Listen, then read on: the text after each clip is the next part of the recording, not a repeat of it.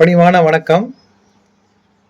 இயற்பியல் என்பது தொட்டு செய்து கற்றுக்கொள்ள வேண்டிய பாடம் என்று நான் உறுதியாக நம்புகிறேன்.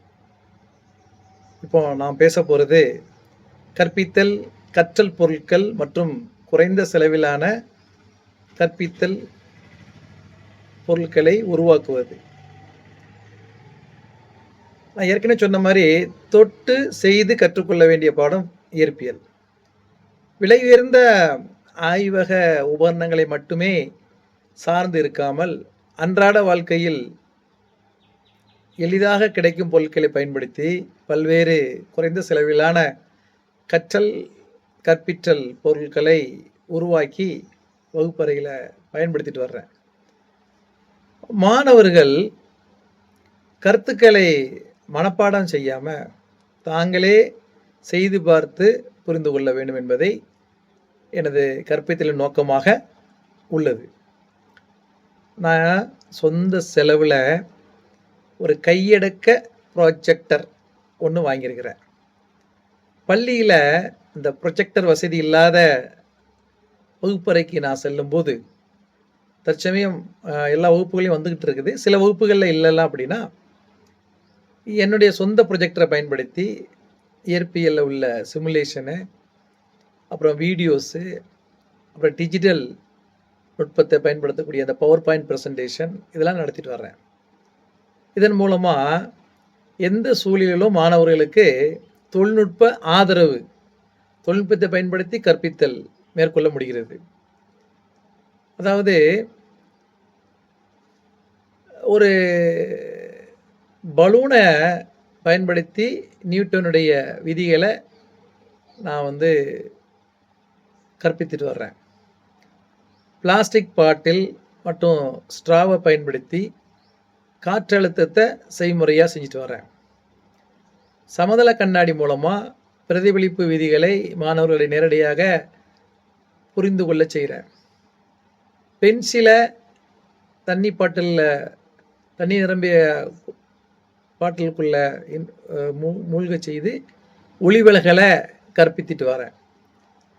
அதை மாதிரி காந்தம், இரும்பு பொருட்களை பயன்படுத்தி காந்த பொருட்கள், காந்தமற்ற பொருட்கள்னு பிரித்து காமிச்சிட்டு வரேன். ஒரு அளவுகோலை ஒரு விரலில் சமநிலைப்படுத்தி புவியீர்ப்பு மையத்தை கண்டறிய செய்கிறேன். ஒரு கத்தரிக்கோல், ஒரு பாட்டில் திறப்பான் போன்றவற்றின் மூலமாக நெம்புகோல் விதியை விளக்கி வர்றேன். பேட்ரி, எல்இடி பல்பு போன்றவற்றை பயன்படுத்தி இஎம்எஃப் மின் விசை மற்றும் மின்னோட்டத்தை பற்றி விளக்கி வர்றேன். ஒரு ரப்பர் பேண்டை எடுத்து, சிம்பிளாக ஒரு ரப்பர் பேண்டை எடுத்து அதன் மூலமாக ஒளி அதிர்வை விளக்குறேன்.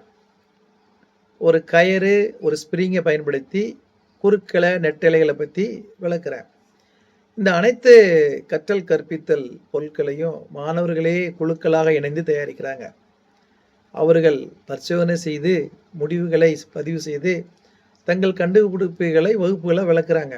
இதன் மூலம் அறிவியல் சிந்தனை, படைப்பாற்றல், குழுப்பணி, பிரச்சனையை தீர்க்கும் திறன் மேம்படுகிறது.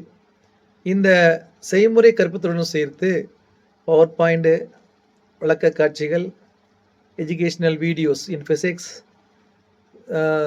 சிமுலேஷன், QR கோட் லேர்னிங் மற்றும் செயற்கை நுண்ணறிவிலான சில அப்ளிகேஷன்ஸ் எல்லாம் பயன்படுத்தி மாணவர்கள் கற்றுக்கிறாங்க, கற்பிக்க தூண்டுறேன். அதே சமயத்தில் நானும் கற்பிச்சுட்டு வரேன். இதனால் கற்றல் மேலும் சுவாரஸ்யமாகவும் ஒரு புரிதலோடனும் இருக்குது. ஏன்னா 80% கற்றல் என்பது பார்வையின் மூலமாக மட்டுமே நிகழ்கிறது என்பதை உளவியல் ரீதியாக நான் அறிகிறேன். 2025-24 கல்வியாண்டில் இயற்பியல் எழுதி என்ற ஒரு புத்தகத்தையும் எழுதி அதையும் என்ன செஞ்சிட்ருக்கேன், ஆசிரியர்களுக்கும் மாணவர்களுக்கும் கொடுத்துருக்குறேன். இதன் மூலமாக ஒரு ஆசிரியர்களுக்கு இந்த கற்றல் திறன் மேம்படுங்கிற நம்புகிறேன். இயற்பியல் கடினமான பாடம் என்றைய எண்ணிய மாணவர்கள் கூட இந்த புத்தகத்தை படித்ததுக்கப்புறம் ஆர்வத்தோட வகுப்பில் பங்கேற்பாங்க. அவருடைய கருத்து புரிதல், தேர்ச்சி விழுக்காடு, தன்னம்பிக்கை, அறிவியல் மீதான ஆர்வம் குறிப்பிடத்தக்க அளவுக்கு இந்த எளிய பொருட்களை பயன்படுத்தி கற்பித்தல் முறையின் மூலமாக மேம்பட்டிருக்கிறது. குறைந்த செலவிலான கற்றல் கற்பித்தல் பொருட்களை உருவாக்கி தொடர்ந்து பயன்படுத்தி பிற ஆசிரியர்களோட வாட்ஸ்அப் மூலமாக பகிர்ந்து வர்றேன். இதன் மூலமாக 2020ஆம் ஆண்டில் வலியுறுத்தும் தேசிய கல்விக் கொள்கையில் அனைவருக்கும் தரமான, சமமான மற்றும் அனுபவ அடிப்படையிலான கல்வியை வழங்குவதற்கு நான் தொடர்ந்து முயற்சி செய்து வருகிறேன். நன்றி.